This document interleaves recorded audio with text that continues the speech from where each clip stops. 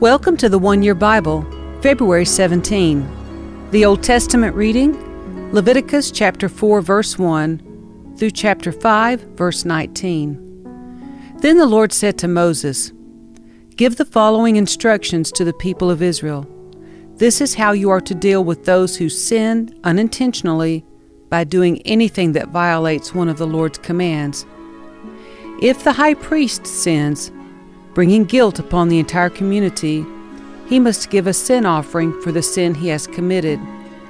He must present to the Lord a young bull with no defects. He must bring the bull to the Lord at the entrance of the tabernacle, lay his hand on the bull's head, and slaughter it before the Lord.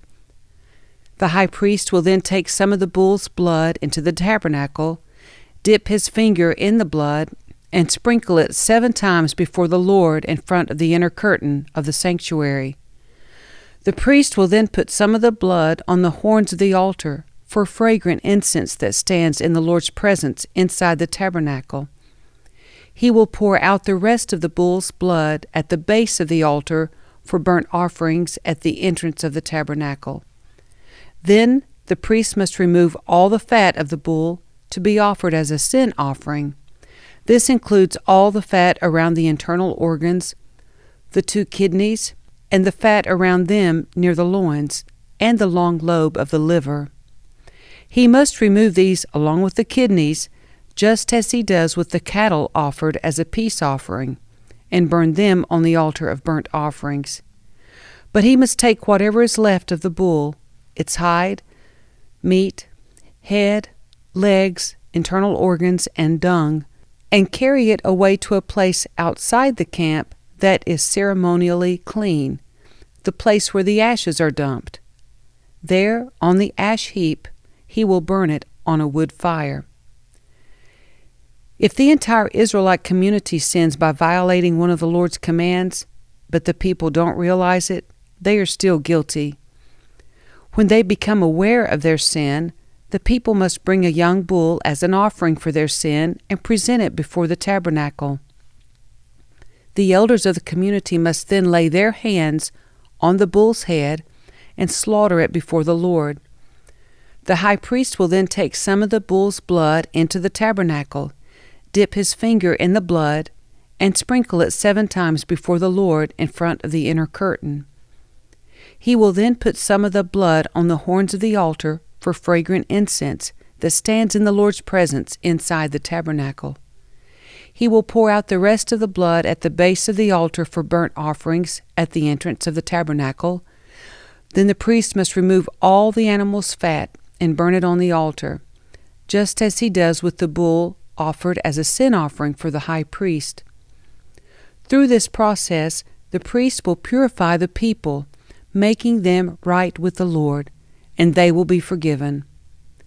Then the priest must take what is left of the bull and carry it outside the camp and burn it there, just as is done with the sin offering for the high priest. This offering is for the sin of the entire congregation of Israel. If one of Israel's leaders sins by violating one of the commands of the Lord his God but doesn't realize it, he is still guilty. When he becomes aware of his sin, he must bring as his offering a male goat with no defects. He must lay his hand on the goat's head and slaughter it at the place where burnt offerings are slaughtered before the Lord. This is an offering for his sin. Then the priest will dip his finger in the blood of the sin offering and put it on the horns of the altar for burnt offerings. He will pour out the rest of the blood at the base of the altar. Then he must burn all the goat's fat on the altar, just as he does with the peace offering. Through this process, the priest will purify the leader from his sin, making him right with the Lord, and he will be forgiven. If any of the common people sin by violating one of the Lord's commands, but they don't realize it, they are still guilty. When they become aware of their sin, they must bring as an offering for their sin a female goat with no defects. They must lay a hand on the head of the sin offering and slaughter it at the place where burnt offerings are slaughtered.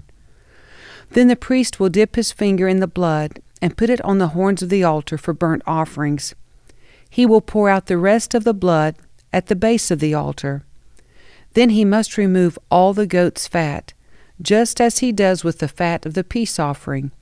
He will burn the fat on the altar, and it will be a pleasing aroma to the Lord. Through this process, the priest will purify the people, making them right with the Lord, and they will be forgiven. If the people bring a sheep as their sin offering, it must be a female with no defects. They must lay a hand on the head of the sin offering and slaughter it at the place where burnt offerings are slaughtered. Then the priest will dip his finger in the blood of the sin offering and put it on the horns of the altar for burnt offerings. He will pour out the rest of the blood at the base of the altar. Then he must remove all the sheep's fat, just as he does with the fat of a sheep presented as a peace offering. He will burn the fat on the altar on top of the special gifts presented to the Lord. Through this process, the priest will purify the people from their sin, making them right with the Lord, and they will be forgiven. If you are called to testify about something you have seen or that you know about, it is sinful to refuse to testify, and you will be punished for your sin. Or suppose you unknowingly touch something that is ceremonially unclean, such as the carcass of an unclean animal. When you realize what you have done, you must admit your defilement and your guilt. This is true whether it is a wild animal, a domestic animal, or an animal that scurries along the ground. Or suppose you unknowingly touch something that makes a person unclean. When you realize what you have done, you must admit your guilt. Or suppose you make a foolish vow of any kind, whether its purpose is for good or for bad. When you realize its foolishness, you must admit your guilt. When you become aware of your guilt in any of these ways, you must confess your sin. Then you must bring to the Lord, as the penalty for your sin, a female from the flock, either a sheep or a goat. This is a sin offering with which the priest will purify you from your sin, making you right with the Lord. But if you cannot afford to bring a sheep, you may bring to the Lord 2 turtle doves or 2 young pigeons as the penalty for your sin. One of the birds will be for a sin offering, and the other for a burnt offering. You must bring them to the priest, who will present the first bird as the sin offering. He will wring its neck, but without severing its head from the body. Then he will sprinkle some of the blood of the sin offering against the sides of the altar, and the rest of the blood will be drained out at the base of the altar. This is an offering for sin. The priest will then prepare the second bird as a burnt offering, following all the procedures that have been prescribed. Through this process, the priest will purify you from your sin, making you right with the Lord, and you will be forgiven. If you cannot afford to bring 2 turtle doves or 2 young pigeons, you may bring 2 quarts of choice flour for your sin offering. Since it is an offering for sin, you must not moisten it with olive oil or put any frankincense on it. Take the flour to the priest, who will scoop out a handful as a representative portion. He will burn it on the altar on top of the special gifts presented to the Lord. It is an offering for sin. Through this process, the priest will purify those who are guilty of any of these sins, making them right with the Lord, and they will be forgiven.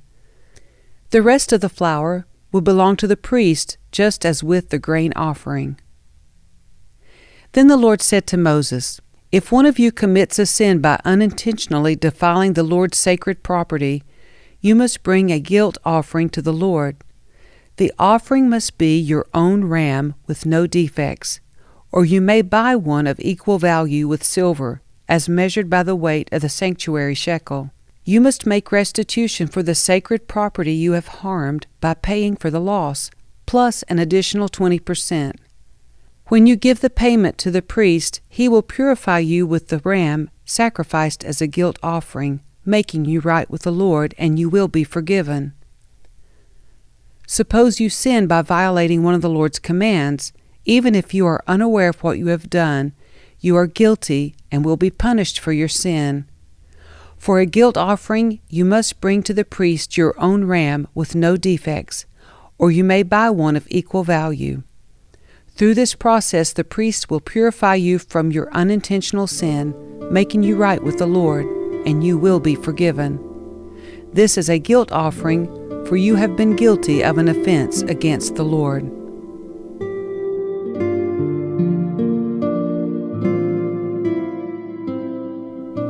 The New Testament reading, Mark chapter 2, verse 13 through chapter 3, verse 6.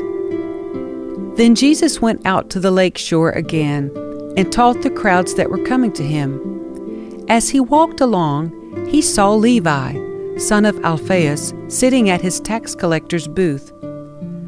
"Follow me and be my disciple," Jesus said to him. So Levi got up and followed him.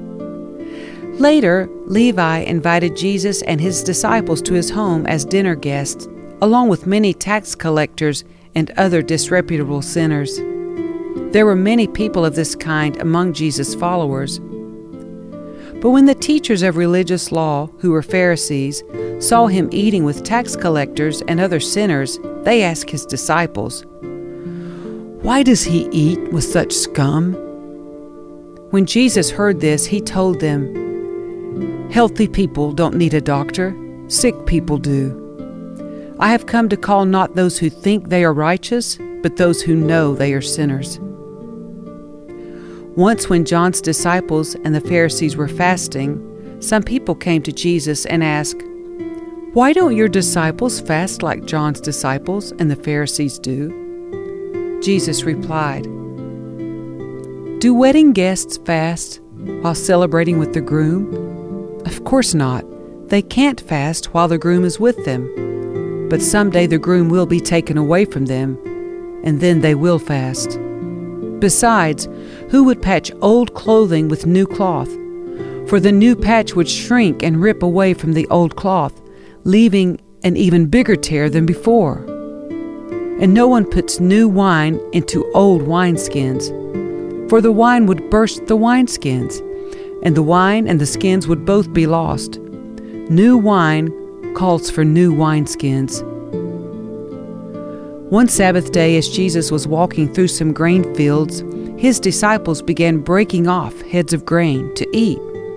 But the Pharisees said to Jesus, "Look, while they are breaking the law by harvesting grain on the Sabbath." Jesus said to them, "Haven't you ever read in the Scriptures what David did when he and his companions were hungry? He went into the house of God during the days when Abiathar was high priest, and broke the law by eating the sacred loaves of bread that only the priests are allowed to eat. He also gave some to his companions." Then Jesus said to them, "The Sabbath was made to meet the needs of people, and not people to meet the requirements of the Sabbath. So the Son of Man is Lord, even over the Sabbath." Jesus went into the synagogue again and noticed a man with a deformed hand. Since it was the Sabbath, Jesus' enemies watched him closely. If he healed the man's hand, they planned to accuse him of working on the Sabbath. Jesus said to the man with the deformed hand, "Come and stand in front of everyone." Then he turned to his critics and asked, "Does the law permit good deeds on the Sabbath, or is it a day for doing evil? Is this a day to save life, or to destroy it?" But they wouldn't answer him. He looked around at them angrily and was deeply saddened by their hard hearts. Then he said to the man, "Hold out your hand." So the man held out his hand, and it was restored. At once the Pharisees went away and met with the supporters of Herod to plot how to kill Jesus.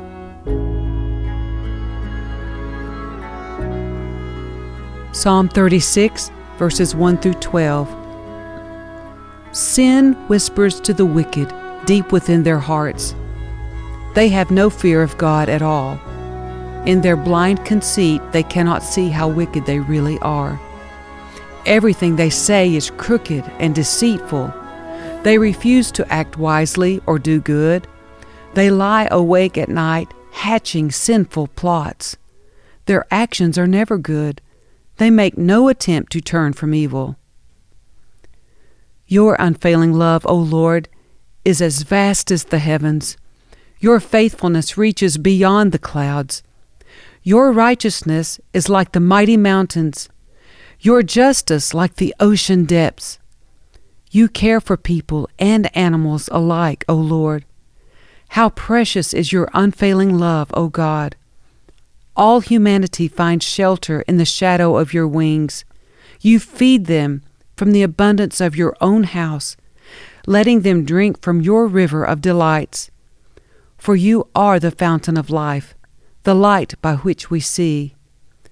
Pour out your unfailing love on those who love you. Give justice to those with honest hearts. Don't let the proud trample me, or the wicked push me around. Look, those who do evil have fallen. They are thrown down, never to rise again. Proverbs 10, verses 1 through 2. The Proverbs of Solomon. A wise child brings joy to a father. A foolish child brings grief to a mother. Tainted wealth has no lasting value, but right living can save your life.